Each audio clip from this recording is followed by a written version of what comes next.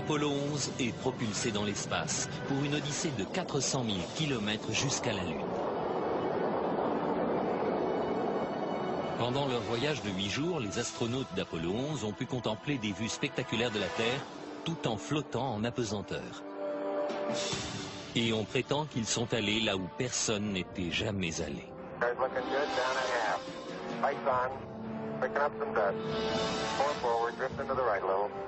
Contact light. Okay, engine stop. We copy you down, Eagle. Listen, Tranquility Base here. The Eagle has landed. Pourtant, se sont-ils vraiment posés sur la Lune? La plupart d'entre nous le croient. Des millions de personnes ont vu à la télévision le module lunaire se poser et entendu prononcer ces paroles inoubliables. It's one small step for man, one giant leap for mankind. Mais jusqu'à aujourd'hui, certains prétendent que pour croire au petit pas de l'homme, il faut faire un grand bond dans la foi. Bill Kaysing était analyste et ingénieur pour Rocketdyne, l'entreprise qui a conçu les fusées Apollo. Beaucoup de problèmes se sont présentés dans les années 60 qui ont conduit les gens à penser que nous n'allions jamais parvenir à la Lune.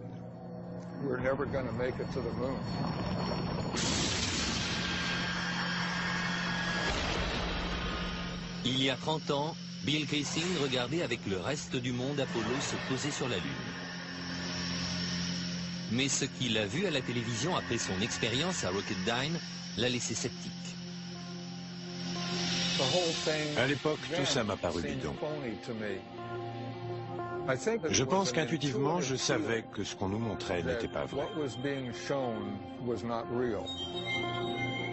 En étudiant les images de plus près, il fut choqué de trouver plusieurs invraisemblances. Kaysing remarqua que malgré la clarté de l'espace, les étoiles faisaient défaut dans le noir ciel lunaire. Il a vu le drapeau américain flotter alors qu'il n'y a pas d'air sur la Lune.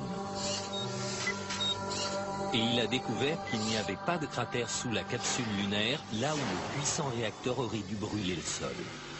Ces preuves ont convaincu Kaysing qu'aucun homme n'avait jamais mis le pied sur la Lune. Mais la NASA réfute ces accusations. Il y aura toujours des gens pour croire aux théories les plus saugrenues. Et l'idée que je ne sais comment nous aurions pu simuler une expédition lunaire est assez saugrenue. Aussi saugrenu que cela puisse paraître, on estime que pas moins de 20% des Américains pensent qu'on n'a jamais marché sur la Lune.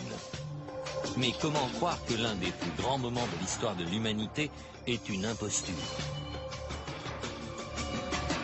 La NASA a-t-elle vraiment pu tromper le monde entier?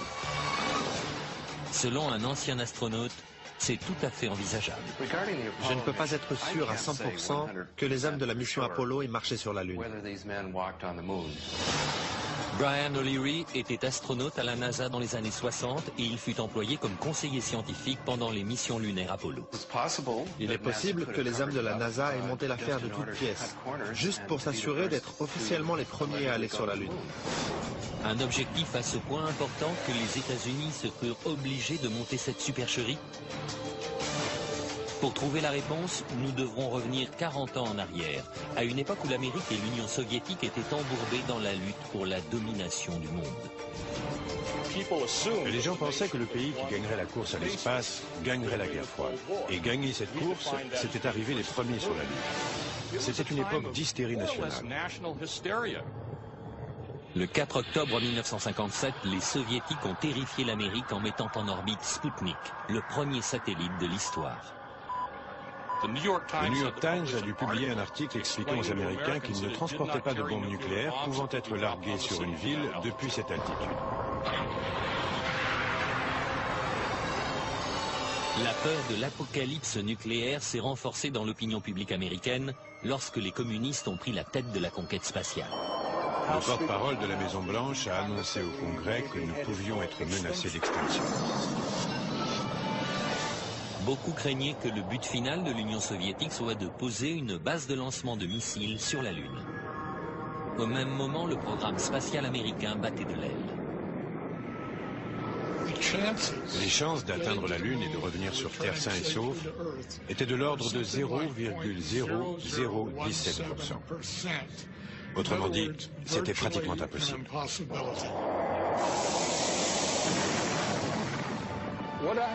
Ce qui s'est vraiment passé d'après moi, c'est que dans les années 60, on s'est dit, ce qu'on ne peut pas faire, on peut toujours le feindre. Mais si les missions Apollo étaient vraiment simulées, comment a-t-on pu mener à bien une pareille imposture? D'après Kaysing, le décollage de la fusée Saturne V a vraiment eu lieu, mais elle n'a jamais envoyé d'astronautes sur la Lune. Les astronautes sont partis avec Saturne V. Ensuite, et cela explique leur disparition, ils sont juste restés en orbite autour de la Terre pendant 8 jours. Et pendant ce temps-là, on a montré ces images truquées d'astronautes sur la Lune. Mais le 8e jour, la capsule de commande s'est séparée du véhicule et a atterri, comme on a bien sûr pu le voir en image.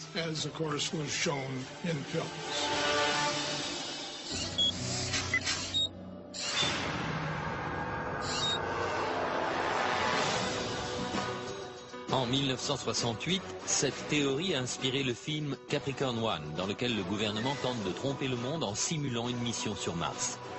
We do not claim this planet in the name of America. We claim it in the name of all the people of the planet Earth. Les images d'Apollo sont d'ailleurs étrangement similaires à celles du film. Le producteur Paul Lazarus suggère que l'intrigue du film relève plus de la réalité que de la fiction. Je pense que la NASA avait les moyens de mener à bien la plus grande imposture de tous les temps. Elle pouvait recréer la scène dans un studio de télévision sans jamais envoyer personne sur la Lune. Je pense que c'était réalisable à l'époque. La technologie le permettait. The pudding is solid. Surface seems powdery. Surface is fine and powdery. I can pick it up loosely with my toe. Dans le film, on a fait ce qu'on a pu avec seulement 4 800 000 $.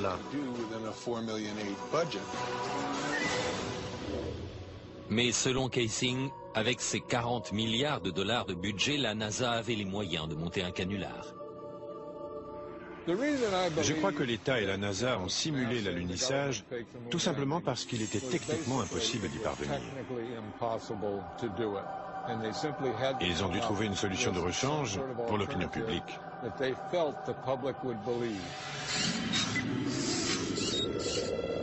D'après Kaysing, les alunissages étaient en fait filmés en plein désert du Nevada, dans une base militaire secrète connue sous le nom d'Air 51. L'Air 51 est l'un des sites les plus secrets des États-Unis. Si on y pénètre à la recherche d'informations, on peut très bien être descendu sans autre forme de procès.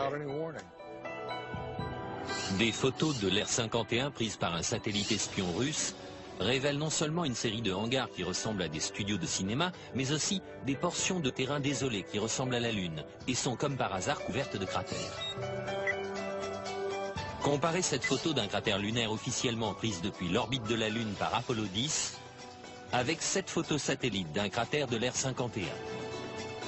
Les astronautes eux-mêmes ont remarqué la ressemblance entre les terrains. It has a stark beauty all its own. It's like much of the high desert of United States. Est-ce qu'on a vraiment pu faire croire à des milliards de personnes que le désert du Nevada était la Lune? Kaysing pense que c'est possible, et que c'est peut-être la vraie raison pour laquelle l'Air 51 est soumise à une telle quarantaine. C'est une base très secrète et pour cause. Sans l'ombre d'un doute, les décors lunaires sont encore là. Et s'ils y sont, on n'est pas prêt de pouvoir y jeter un coup d'œil. Dans la suite de ce programme, si le module lunaire s'est posé avec une poussée de 5000 kg, comment se fait-il que l'explosion n'ait pas donné naissance à un cratère? Cette empreinte de pied a-t-elle bien été faite sur la Lune? 10 astronautes sont morts dans d'étranges circonstances. Jusqu'où étaient prêts à aller ceux qui ont organisé cette imposture? On nous a dit que le 20 juillet 1969, le module d'excursion lunaire, le LEM, emmena des astronautes jusqu'à la surface de la Lune. Mais ne s'agissait-il pas plutôt d'une maquette déposée par des câbles sur un plateau de cinéma? Selon Bill Kaysing, cela pourrait expliquer l'absence de bruit de moteur dans les documents officiels de la NASA.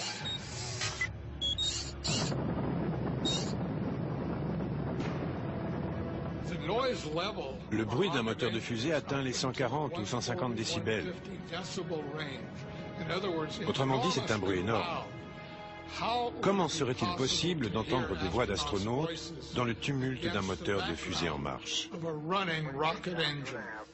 Picking up some dust. 30 feet, 2.5 down. Straight shadow. 4 forward, drift into the right a little. Contact light.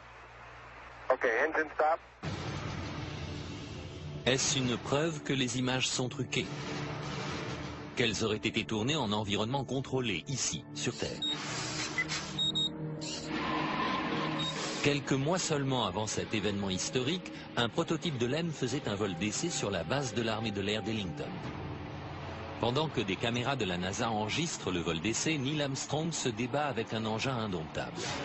Finalement, à 100 mètres d'altitude, il finit par perdre le contrôle de l'appareil, mais réussit malgré tout à s'éjecter au dernier moment.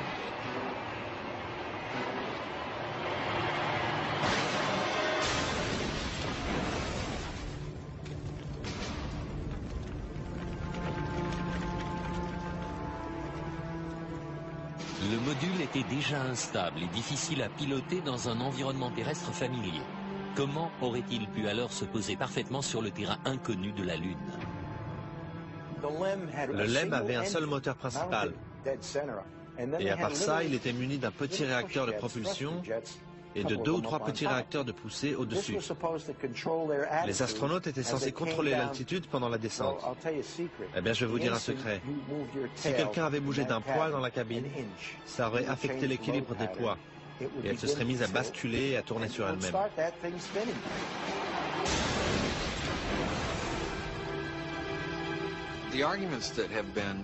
Les objections présentées par ceux qui pensent que l'alunissage était une imposture sont très élaborées. Et elles doivent l'être pour défendre une théorie pareille. Mais il y a une preuve qui reste irréfutable. Sur la surface de la Lune, il y a toujours des empreintes de pas, des empreintes de bottes. Mais les tenants de la théorie du complot affirment que même ces empreintes sont douteuses. The surface appears to be very fine-grained as you get close to it. It's almost like a powder. Avoir à la fois un moteur aussi puissant qui balaye toute la poussière à la surface de la Lune et des empreintes de pas autour du module lunaire, pour moi, c'est une impossibilité. L'une après l'autre, les photos révèlent que la surface lunaire autour du LEM est couverte de traces de pas. Mais Kaysing dit qu'il y a quelque chose d'encore plus difficile à expliquer. Le fait que l'alunissage n'ait pas créé de cratère est pour moi l'une des preuves les plus concluantes en faveur de l'imposture. En fait, aucun cratère n'est visible lors des 6 alunissages.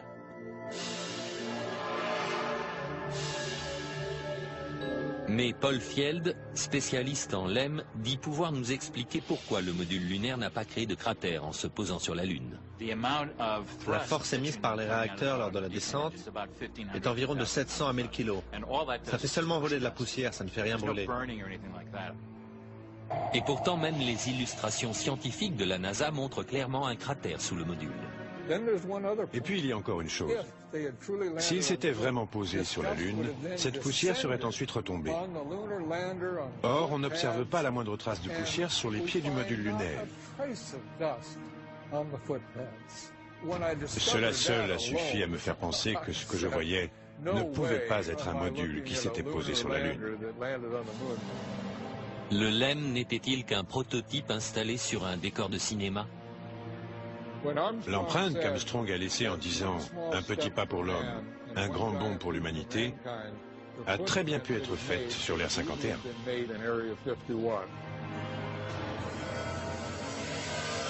Kaysing remarque que le départ du LEM est encore plus suspect.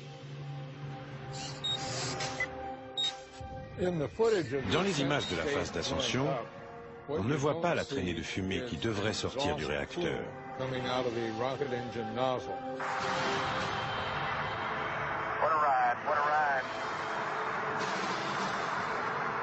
Que voit-on?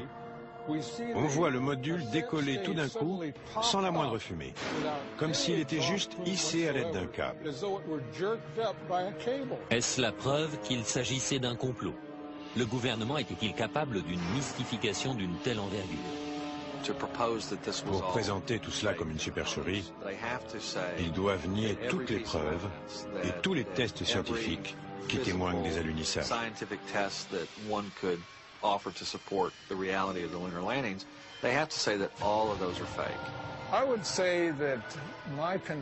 Ma conviction qu'Apollo était une imposture ne se basait pas sur une preuve en particulier, c'était tout un ensemble. Tout ça était bidon. Et maintenant, s'il n'y a pas d'air sur la Lune, alors pourquoi le drapeau américain flotte-t-il? Les photos officielles de la NASA ont-elles été truquées? Aucune des photos n'est authentique. Des hommes ont-ils pu survivre aux radiations mortelles de l'espace interplanétaire?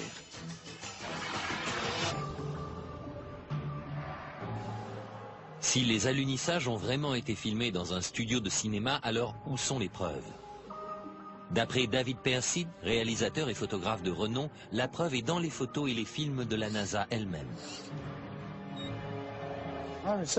Nos recherches tentent à montrer que les images des missions Apollo ne sont ni authentiques ni justes. Pour nous, les images d'Apollo sont truquées. Elles sont remplies d'invraisemblances et d'anomalies. Selon Percy, l'examen de ces images conduit à penser que l'homme n'est pas du tout allé sur la Lune.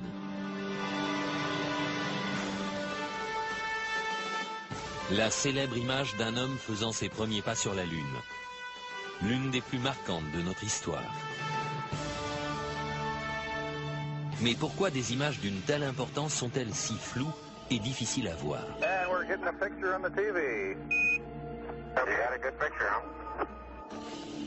La NASA impute ses résultats à la technologie des années 60. Si l'on revient en arrière, la vidéo de la mission Apollo 11 est de bien mauvaise qualité selon nos standards actuels. Ce sont des images spectrales qui n'ont pas l'air très réelles. Cela est dû au transmetteur et à la caméra dont on disposait à l'époque pour la mission Apollo 11. Mais Bart Sibrel, journaliste d'investigation, pense que la NASA a volontairement brouillé les images.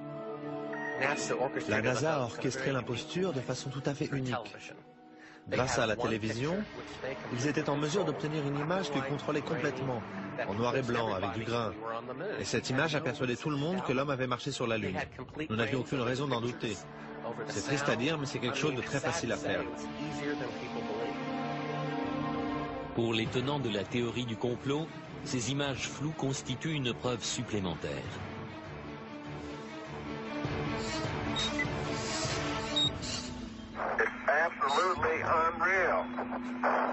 Apparemment, les astronautes se déplacent dans la pesanteur lunaire, qui est 6 fois plus faible que celle de la Terre. Mais Percy remarque que si on double la vitesse du film, ils ont l'air de courir sur Terre.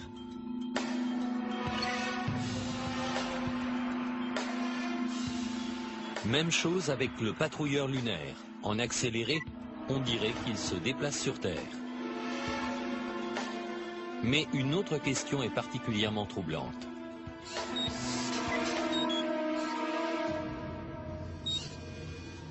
S'il n'y a ni air, ni vent sur la Lune, pourquoi ce drapeau flotte-t-il? Si le drapeau flotte sur la Lune où il n'y a pas d'atmosphère, c'est qu'il y a eu un petit coup de vent sur l'Air 51 pendant le tournage. Ces astronautes seraient-ils vraiment en train de planter un drapeau dans le sol lunaire? Ou bien y a-t-il anguille sous roche?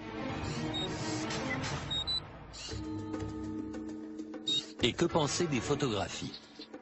Pour certains, les encombrantes combinaisons spatiales auraient rendu extrêmement difficile la manipulation des appareils que les astronautes portaient sur leur poitrine. Jan Lundberg a conçu ces appareils. Une fois sur la surface lunaire, en tenue et avec l'équipement de survie, ils ne pouvaient pas voir les appareils.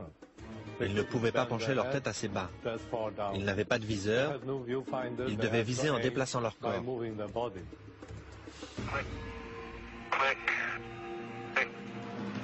Si les appareils étaient si difficiles à manipuler, comment des milliers de photos ont-elles pu être prises avec une clarté cristalline et un cadrage précis? En apparence, ces photos prises sur la Lune sont absolument parfaites. Mais en les examinant de plus près, Kaysing a fini par découvrir certains défauts. Des erreurs malheureuses ont été commises qu'aujourd'hui on commence à découvrir. Principal problème, l'éclairage.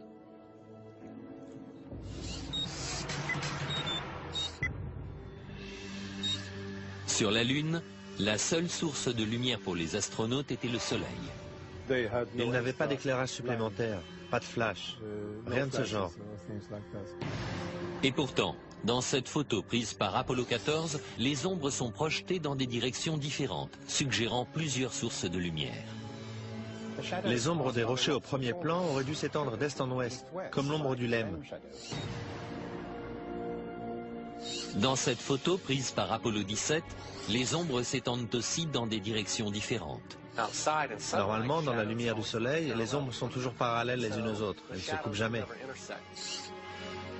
Les partisans de la thèse du complot disent que ce ne sont pas seulement les ombres qui révèlent l'utilisation de lumières artificielles, mais aussi ce qui a été photographié dans les ombres. Prenons un exemple. Voici un astronaute qui descend dans l'ombre imposante du module lunaire. Et pourtant, son corps entier est toujours visible. Comment se fait-il qu'il ne soit pas drapé d'obscurité?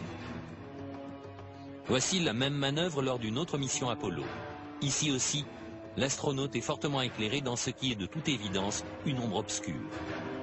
Et dans cette image-ci, le soleil est juste derrière l'astronaute, le contour de sa silhouette devrait être imprécis, et pourtant on reconnaît les moindres détails de son costume.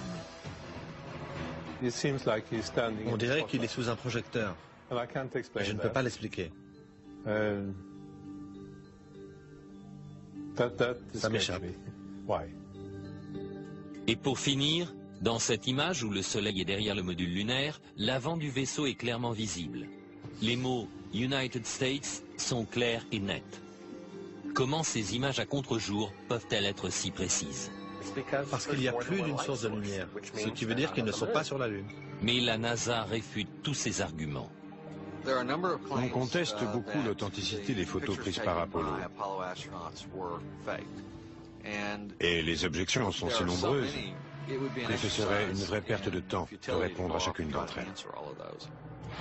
Mais ce n'est pas tout. Pourquoi certaines de ces images, prises à des moments différents et en des endroits différents, présentent-elles un arrière-plan identique? Ces deux photos semblent avoir les mêmes montagnes pour toile de fond. Et pourtant, le module lunaire n'est présent que sur l'une d'entre elles. Ce qui est tout simplement impossible puisque le LEM ne s'est jamais déplacé et que sa base est restée sur la Lune.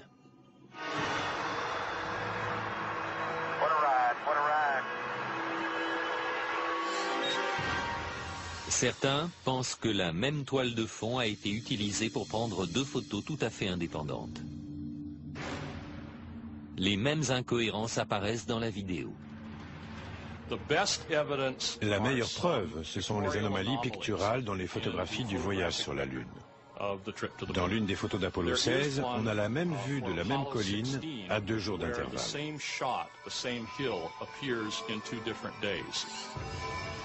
Cette vidéo a été prise lors de la première des excursions lunaires d'Apollo 16. Et celle-ci, le jour suivant, à un autre endroit. La NASA prétend que le deuxième site était à 4 km. Mais si l'on superpose les deux vidéos, les sites se révèlent identiques. Les partisans de la théorie du complot voient là une preuve que nous ne sommes pas allés sur la Lune. Pour leurs adversaires, c'est juste une erreur de montage. Les partisans de la thèse du complot soutiennent qu'un examen plus détaillé des photographies révèle des preuves de trucage.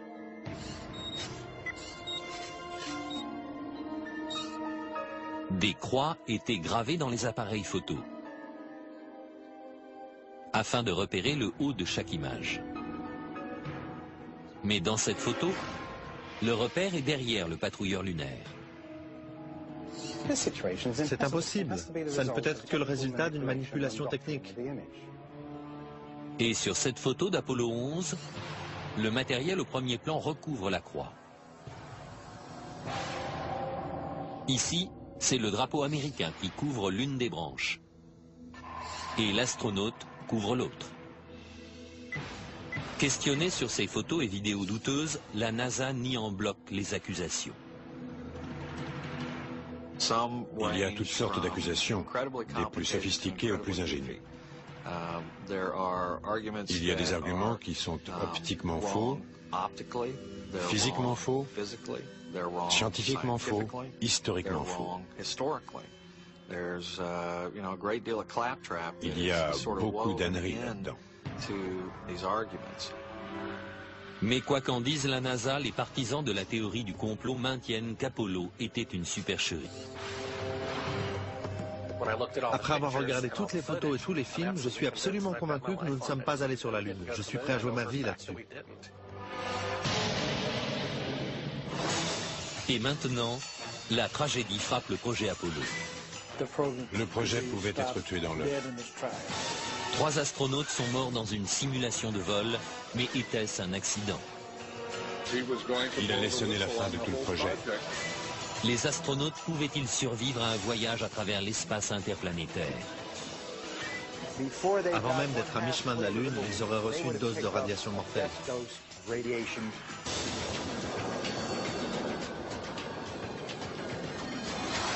S'il y a vraiment eu complot, comment la NASA a-t-elle pu organiser une aussi vaste supercherie sans que quelqu'un ne tire la sonnette d'alarme de l'intérieur? Virgil Grissom, dit Gus, fut sélectionné pour faire partie des 7 premiers astronautes. Père de famille et vétéran de plusieurs vols spatiaux, ce héros national allait sans doute être choisi pour être le premier homme à marcher sur la Lune. Mais Grissom était aussi un adversaire déclaré du programme spatial. Il aurait affirmé « Quelqu'un va être tué ». Malheureusement, les pires craintes de Grissom se sont réalisées. Le 27 janvier 1967, 2 ans avant le premier alunissage, Grissom et son équipe embarquèrent dans la capsule Apollo 1 pour une simulation grandeur nature. Les problèmes ont commencé presque immédiatement. D'abord avec les systèmes de communication.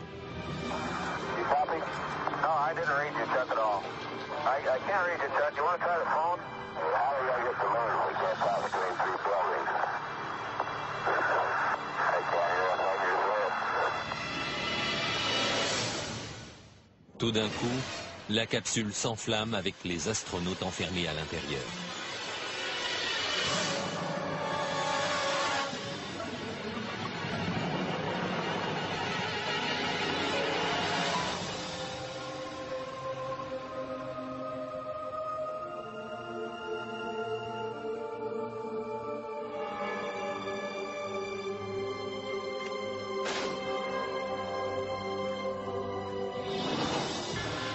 Gus Grissom, Ed White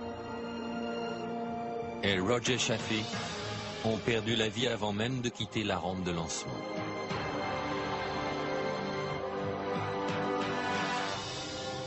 La famille de Gus Grissom pense que l'incendie d'Apollo 1 n'était pas un accident. Je crois que c'était un sabotage volontaire.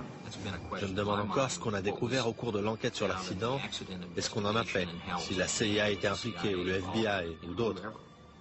Mais je sais que c'était volontaire.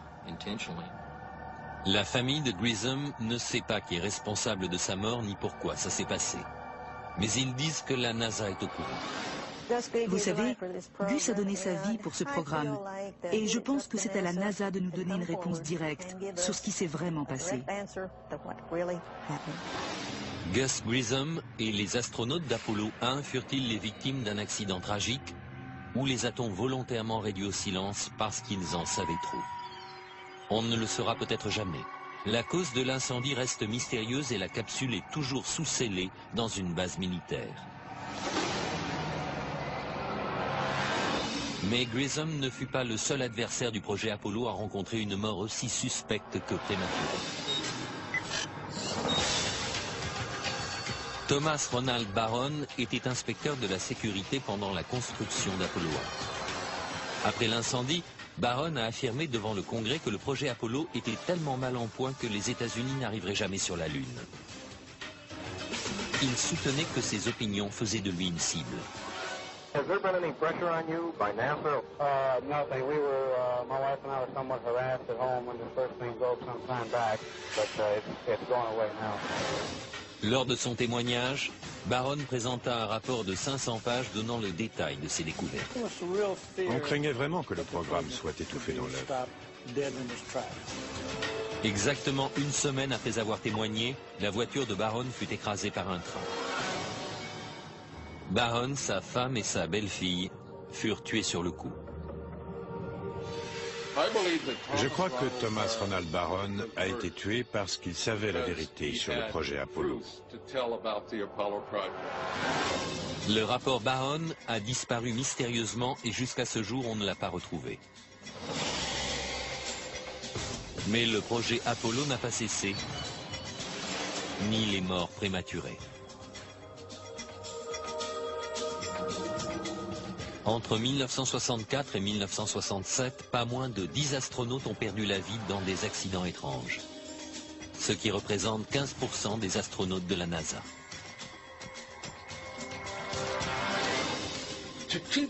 Pour garder un secret bien protégé, on doit éliminer toutes les personnes qui sont capables de le révéler. Le gouvernement aurait-il pu aller si loin et mettre au point une imposture aussi élaborée? Selon la NASA, c'est impossible. Il y avait probablement 250 000 personnes directement impliquées dans le projet Apollo et environ 500 000 indirectement. 750 000 personnes ne peuvent pas garder un secret. C'est impossible. Mais Bart Sibrel insiste pour dire que la plupart des employés ne savaient rien de l'imposture. Très peu de gens étaient au courant à la NASA. C'est tellement départementalisé. Quelqu'un fabrique des boulons à Houston. Un autre s'occupe de ceci ou cela à Seattle ou en Floride. Personne n'a de vue d'ensemble de quoi que ce soit, à part une poignée de gens. Si les partisans de la théorie du complot ont raison, et que seulement très peu de gens connaissaient toute l'histoire, alors la vérité pourrait rester enterrée pour toujours. Dans la suite de notre programme, les astronautes auraient-ils pu survivre aux radiations mortelles de l'espace? Leur faire traverser la ceinture de radiation aurait été impossible. Des morts suspectes, des photos truquées et des drapeaux flottant dans le vide spatial, autant de raisons de douter.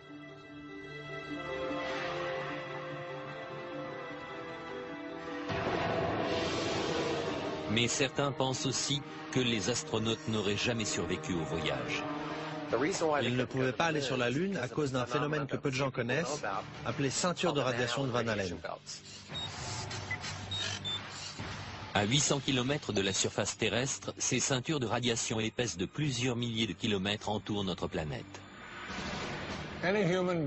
Tout être humain traversant la ceinture de Van Allen serait tombé extrêmement malade ou aurait été tué par les radiations très peu de temps après. À part les missions Apollo, aucun vol habité n'a jamais tenté de traverser ces radiations mortelles. Toutes les missions habitées de l'histoire, Gemini, Mercury, Skylab, sont restées en dessous de la ceinture de radiation, à part celles qui sont allées sur la Lune. D'après le physicien Ralph Rennet, pour protéger les astronautes, la capsule aurait eu besoin d'un revêtement de plomb de 2 mètres d'épaisseur. Leur seule protection était une coque externe en aluminium, fine comme du papier, et leur combinaison faite en fibres de verre, d'aluminium et de silicone. En ce qui concerne les radiations, il est très intéressant de noter que les astronautes n'étaient protégés que d'un film d'aluminium très fin, alors que sur Terre, on nous recouvre d'un bouclier de plomb pour une radio des dents. Mais pour certains, même en ayant échappé à la ceinture de Van Allen, les astronautes auraient fini par être tués par des doses plus fortes encore rencontrées plus loin dans l'espace. En effet, des explosions violentes à la surface du Soleil, les orages magnétiques, remplissent l'espace d'une radioactivité intense. Un orage magnétique peut multiplier l'intensité des ceintures de radiation par 1000. D'après René, la mission Apollo 16 coïncide avec l'un des plus intenses orages jamais observés sur le Soleil. Une immense éruption a fait le tour du Soleil, la plus grande éruption du XXe siècle. Elle ne s'est pas arrêtée pendant 3 ou 4 jours, parcourant lentement toute sa surface. Bien que les effets des radiations soient terrifiants, la perte de cheveux, le cancer, les éruptions solaires n'ont fait aucun mal à l'équipage d'Apollo 16.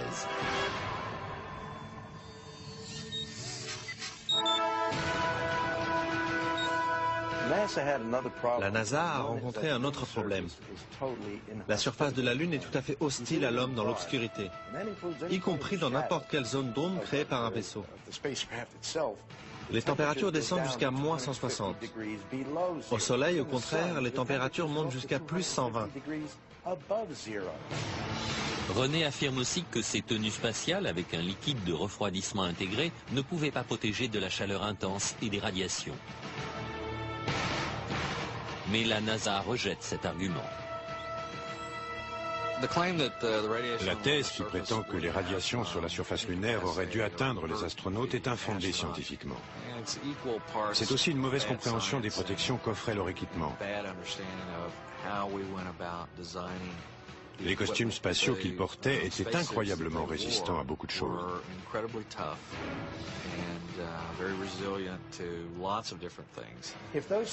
Si ces costumes sont aussi efficaces que ce que dit la NASA, alors qu'ils prennent un ou deux types, qu'ils les mettent sur le site radioactif de 3 Miles Island en leur demandant de nettoyer tout ça. Mais ils ne peuvent pas le faire et ils ne le feront pas. Aucun des astronautes d'Apollo n'a jamais été atteint d'une maladie grave à la suite d'un voyage sur la Lune. Parce qu'ils n'ont jamais quitté l'atmosphère terrestre?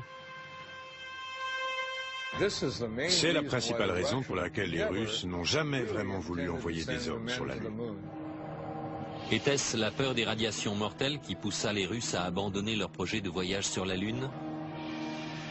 D'après l'un de leurs principaux cosmonautes, ce facteur fut déterminant. Bien sûr, nous étions inquiets à l'idée de nous jeter dans l'inconnu de l'espace. Bien sûr, nous avions peur. Nous n'avions aucune idée des effets possibles de ces radiations sur l'être humain. Nous imaginions même qu'elles pouvaient pénétrer le vaisseau spatial lui-même.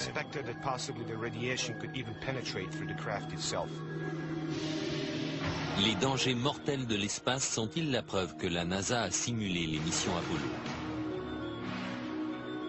Jusqu'à ce jour, les Russes n'ont jamais envoyé d'hommes sur la Lune. Et les Américains ne prévoient pas d'y retourner. Maintenant que vous avez entendu les diverses théories et explications, croyez-vous que les États-Unis aient pu monter une telle imposture? Avec son budget de 40 milliards de dollars, le projet Apollo n'était-il rien de plus que le film le plus cher jamais réalisé? C'est ma conviction personnelle et j'y crois complètement après les années de recherche que j'ai accomplies là-dessus. La NASA n'a jamais envoyé aucun homme sur la Lune. Pour moi, une personne qui croirait que nous ne sommes pas allés sur la Lune est complètement toquée.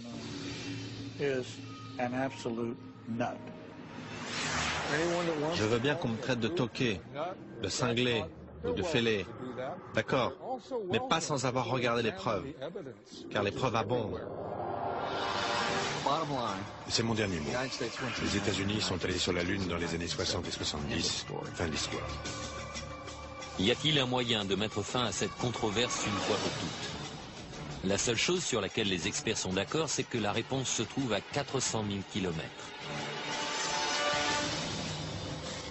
Si la NASA s'est vraiment posée sur la Lune, alors des vestiges des 6 missions Apollo réussies sont restés sur place. Les structures porteuses d'LM, les patrouilleurs lunaires abandonnés, Même les drapeaux américains doivent reposer sur chaque site d'alunissage. J'aimerais simplement inviter la NASA ainsi que tous ceux qui la soutiennent à se munir du plus puissant des télescopes pour essayer de repérer un module lunaire. Si c'est le cas, je ne dirai plus un mot de tout ça. Mais s'il n'y a pas de module lunaire, je n'aurai plus rien à prouver.